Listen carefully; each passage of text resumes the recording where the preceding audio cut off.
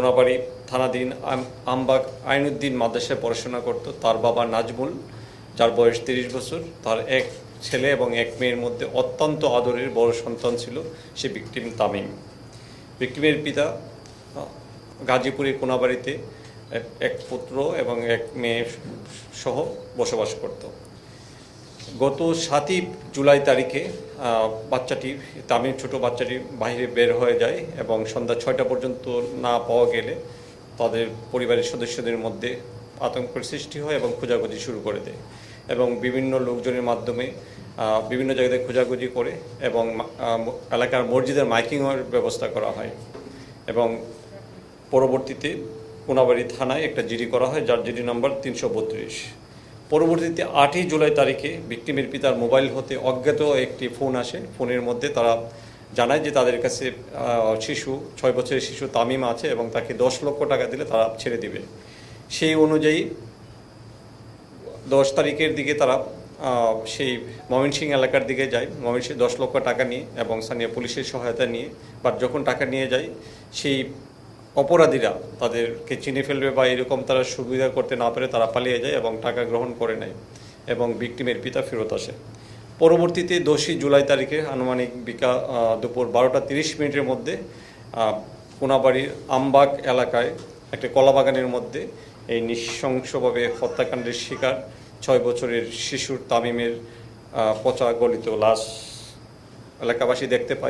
দেখতে পাওয়ার পরে পুলিশকে খবর দিলে পুলিশ এবং ভিকটিমের পিতামাতা সেখানে গিয়ে লাশকে শনাক্ত করে। পরবর্তীতে 10ই জুলাই তারিখে কোনাবাড়ি থানায় একটি নারী ও শিশু নির্যাতন দমন আইনে একটি মামলা করা হয়।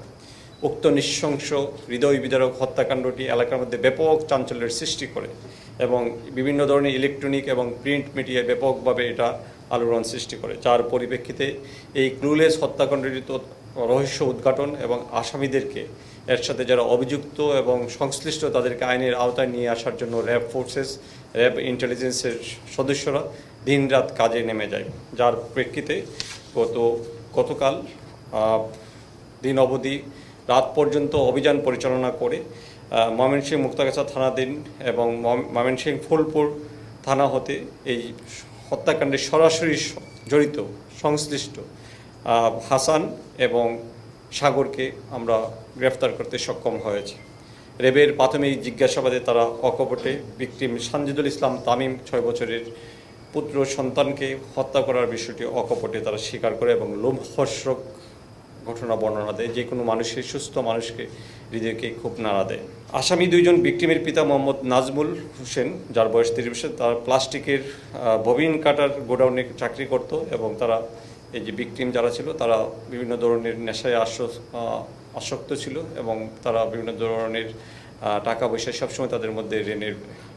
মধ্যে পতিত ছিল। সেই তাদের বিশেষ যে বিভিন্ন সময় কাজের মধ্য থেকে নাজমুল তাদেরকে বিভিন্ন ধরনের সৎ পথে থাকার জন্য ভালো পরামর্শ যখন দিত, এই জিনিসগুলো তাদেরকে পছন্দ হতো না। পরবর্তীতে তারা ঈদের পূর্বেই, ঈদুল আজহার পূর্বে 17ই জুন তারিখে ঈদ হয়েছে, এর 4-5 দিন আগে 2 জন মিলে পরিকল্পনা করে প্রায় 1 মাস পূর্বে যে তাকে অপহরণ করবে, তার হত্যা করার বিষয়টি প্রথমে তারা এরকম চিন্তা করেনি। তো এই সুযোগ বুঝে গত 7 তারিখে যখন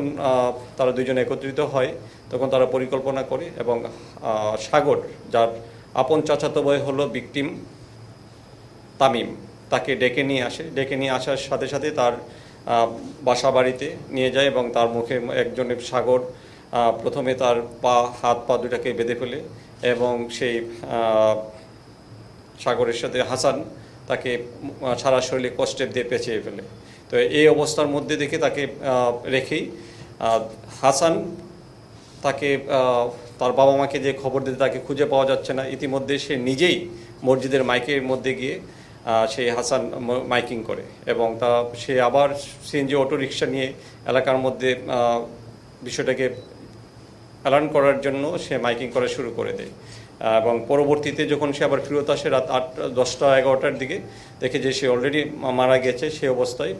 তারা 2 জনে পাশের যে আমবাগান সেখানে নিয়ে লাশটা নিয়ে পেতে ফেলে দেয় এবং হাসানের প্রদত্ত একটা মোবাইল সিম নিয়ে সাগর চলে যায় হলো ময়মনসিংহে গিয়ে সে তার পিতামাতাকে ফোন করে যে টাকা নিয়ে আসার জন্য। তো সেই পরিকল্পনার জের ধরেই তারা তাকে মেরে ফেলে। মেরে ফেলার পর যখন আমাদের অভিযানিক টিম তাদেরকে গিয়ে ধরে নিয়ে আসে এবং পরবর্তীতে তারা সেই ঘটনার যে বর্ণনা দিয়েছে সেটা আরও লোমহর্ষক, যে তাদেরকে একজনে গলায় চেপে ধরে এবং পায়ের মধ্যে ধরে গলা চেপে ধরার পরে সে প্রচণ্ড চিৎকার করতেছিল যে মা বাবা আমাকে বাঁচাও বাঁচাও, বাট এই নরপিশাচগুলো কোনো অবস্থাতে তাদেরকে ছেড়ে দেয়নি। তো তাদের বিরুদ্ধে আইনানুগ ব্যবস্থা প্রক্রিয়াধীন। আমরা চেষ্টা করব যে মামলাটা আমরা র্যাপিড অ্যাকশন ব্যাটালিয়নে নিয়ে এসেও তাদের সর্বোচ্চ শাস্তি যেন নিশ্চিত করা যায় সেই বিষয়ে আমরা কার্যকরী